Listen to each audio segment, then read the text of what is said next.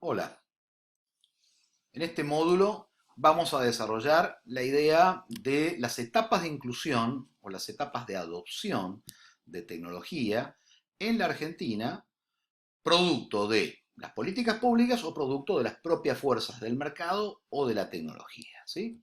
En el primer gráfico tenemos varias curvas. La superior, que no tiene abajo ninguna leyenda, es la curva que nos muestra la evolución de las líneas móviles en uso. Líneas, ¿sí? Acá hay mucha confusión a veces entre cantidad de aparatos, celulares, líneas en uso, líneas instaladas, líneas en servicio. Estos son líneas. Si uno se circunscribiera a usuarios únicos de un dispositivo móvil del tipo celular, el número sería un poquito inferior. Estaríamos hablando hoy de 35 o 36 millones de personas que están utilizando uno o dos celulares, ¿sí? La segunda curva, azul más fuerte, azul más oscuro, nos está mostrando los usuarios totales de Internet. También la evolución en millones de personas, usuarios únicos distintos, a través de la última década. La siguiente curvita, que es como un verde clarito, nos está mostrando el parque de PCs, y por PCs decimos microcomputadoras, desktop, all-in-one, portables, notebooks, netbooks e incluso tablets, ¿no? Toda esta categoría en un sentido amplio, el parque, la base instalada en uso. Las últimas dos líneas nos están mostrando las líneas fijas, que como vemos esa línea violeta casi no tiene crecimiento o tiene un crecimiento vegetativo, básico, mínimo, 10 millones de líneas fijas. Hay mucha gente ahora que se muda o se alquila un departamento y por supuesto tiene un móvil, tiene un celular y ni siquiera se ocupa de sacar o de que le instalen una línea fija. Y la curva en color colorado, en rojo, que son las conexiones fijas de Internet. Concepto que en realidad hoy está superado por las conexiones de banda ancha móvil. Dijimos antes que hay una cantidad de líneas móviles en uso de más de 42 millones, pero también hay usuarios únicos de líneas de aparatos celulares superior a los 35 o 36 millones. Sabemos que gran parte de ellos tienen contratado un paquete de datos o acceden a datos a través de un Wi-Fi gratuito. Con lo cual estamos marcando que hace más de 2 o 3 años la banda ancha móvil ha superado a la banda ancha fija. Lo que estábamos viendo en el cuadro anterior, acá lo podemos ver como indicadores numéricos para acompañar ese gráfico a los que les guste mirar número por número.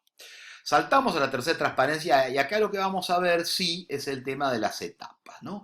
Esa evolución de las curvas la podemos ver acá en verde claro y en verde oscuro, graficada de una manera distinta.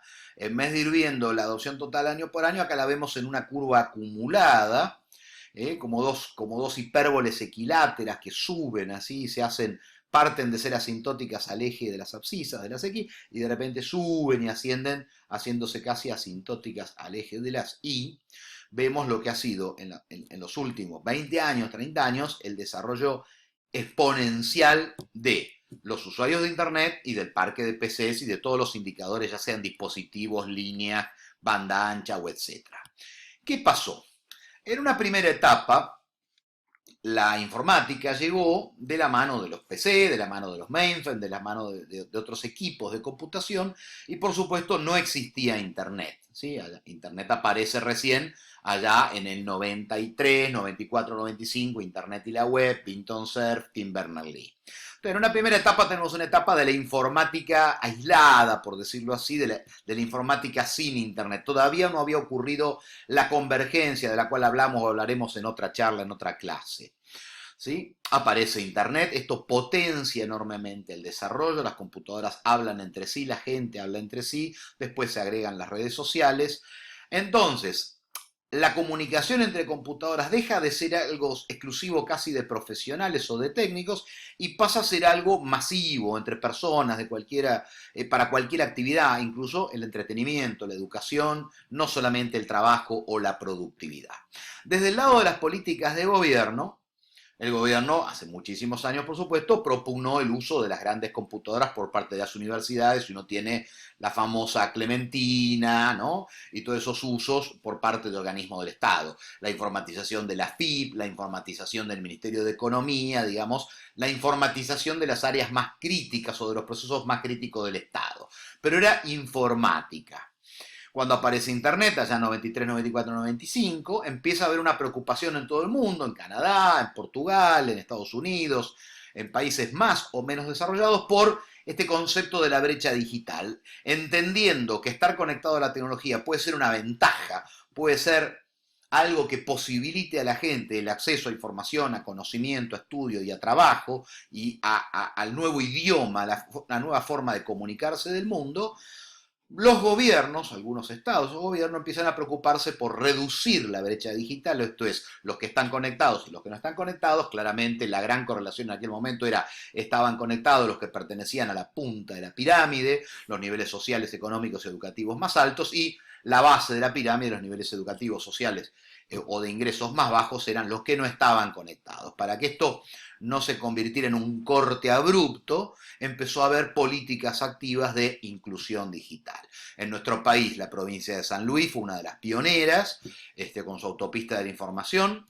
Luego hubo otras provincias, el Plan Sarmiento en la ciudad de Buenos Aires, el Plan Joaquín B. González en la provincia de La Rioja, el Plan Gurí en Misiones y un montón de otros planes en municipios, provincias, etc.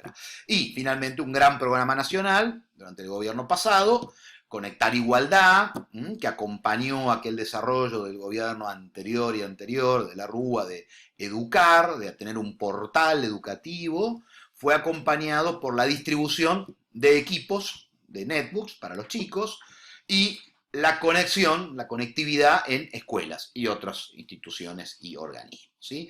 Esta fue una de las políticas activas más fuertes. En los últimos años del gobierno inmediato anterior vimos también un programa como Argentina Conectada, y de la mano de ARSAT el tema satelital, una preocupación de ir a conectar banda ancha, infraestructura de conectividad, cableado, fibra óptica en aquellas zonas del país más alejadas, con población más vulnerable o de menor densidad o geográficamente complejas, o dicho de otra manera, aquellas áreas donde el mercado o las empresas no habían hecho un gran despliegue en inversión, justamente porque no eran las más rentables.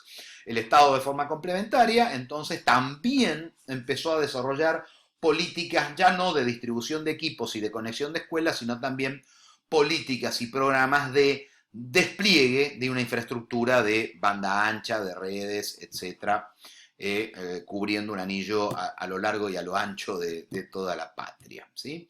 Esto es conocido. Y esto ha sido un programa, yo diría que bastante exitoso, bastante bien implementado. Uno siempre puede ser crítico de algunas cosas o no, pero esto básicamente yo diría que es algo que ha sido bien manejado y es positivo. Algunos piensan, ah, bueno, pero los chicos no aprendieron o la educación es mala. Son cosas independientes, ¿sí? Yo creo que el gran resultado de tener conectadas las escuelas y de haber entregado una netbook a los chicos no tiene que ser buscado en el aula.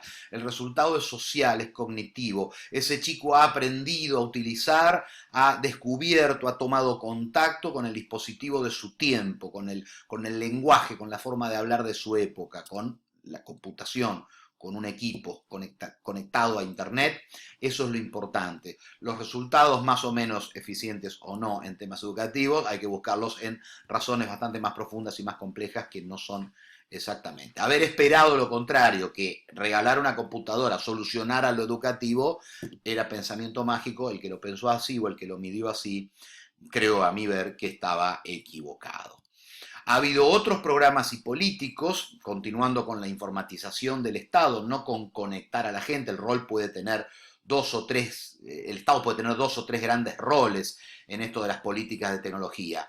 Promover que nazcan clústeres tecnológicos, parques tecnológicos, la ley de software, que las empresas, que haya emprendimientos digitales, que haya empresas de software que exportan, el desarrollo de una industria local. Tierra del Fuego no es un programa que yo esté muy de acuerdo y hoy el gobierno actual lo tiene en revisión, no es una industria muy competitiva y puede haber otras formas mejores de ayudar a la provincia y otras formas mejores de continuar el desarrollo tecnológico argentino con otras variantes, pero de alguna manera lo que se pretendía era tener un desarrollo de software y de hardware local y nacional, además de tener conectadas a las personas y a las escuelas y a las instituciones y además de haber informatizado procesos, aplicaciones o áreas de gobierno, como ya dijimos, la FIP, la ANSES, etcétera, etcétera. Y bajar a la última milla con aplicaciones sencillas para que todo el mundo, desde el abuelo hasta el niño, hasta el ciudadano que tiene que tramitar una licencia de pesca o una licencia de conducir, pueda hacer un trámite más eficiente, más cómodo, más cómodo y más rápido, ¿sí? Entonces hemos tenido políticas en este rol de inclusión de la gente, de inclusión de las empresas y también del uso intensivo y estratégico por parte del Estado. En la primera etapa claramente ha sido el mercado el que conectó a la primera mitad de los argentinos, ¿sí?